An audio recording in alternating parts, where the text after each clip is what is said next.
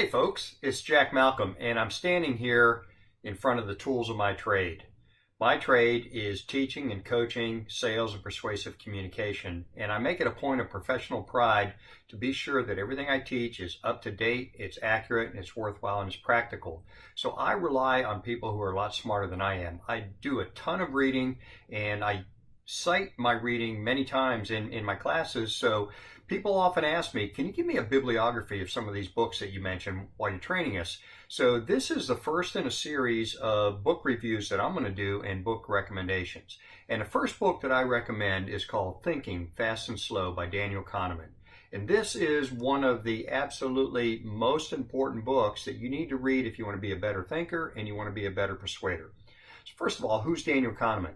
Daniel Kahneman is a psychologist at Princeton University who has a unique distinction of becoming the first non-economist to be awarded the Nobel Prize in Economics. And the reason he won the prize is he did a lot of thinking about how we think and about how we decide and how we make judgments.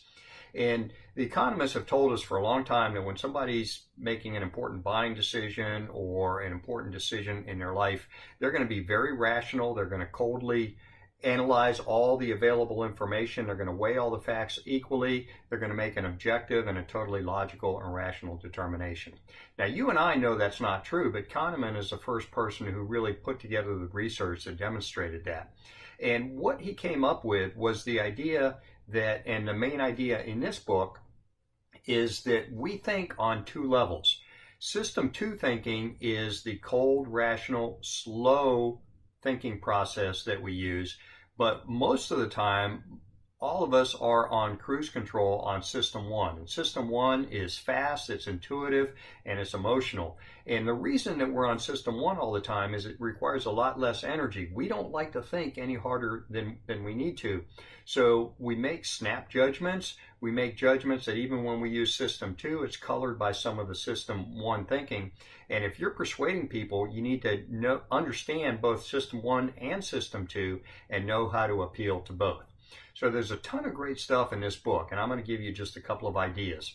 First of all, he talks about framing. And the whole idea of framing is that people don't choose among options, they choose among descriptions of options. So how you frame something has an important impact on the judgments that people make.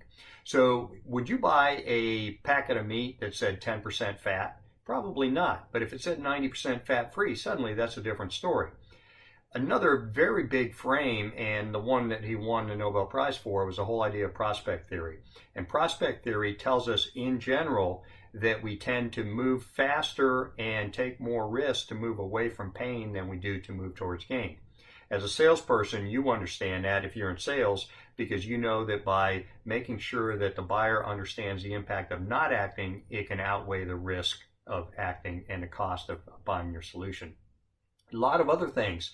The idea of the vividness heuristic, that it's a shortcut that says if I can picture something vividly in my mind, it's going to outweigh a lot of the other evidence. So for example, how many people are killed on a yearly basis by shark attacks versus how many people are killed slipping in the bathtub?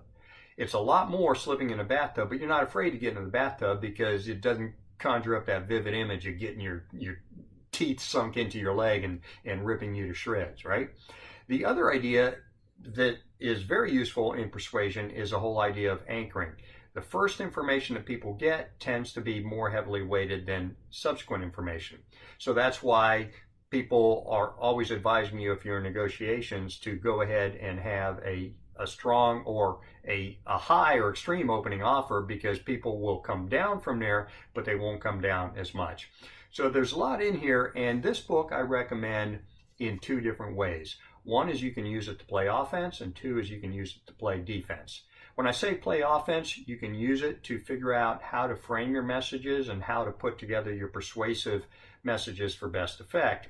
When I say play defense, is if you understand your own thinking and you understand the quirks and the shortcuts and some of the deficiencies in your own thinking, then you can certainly play defense against people who are using some of these ideas against you.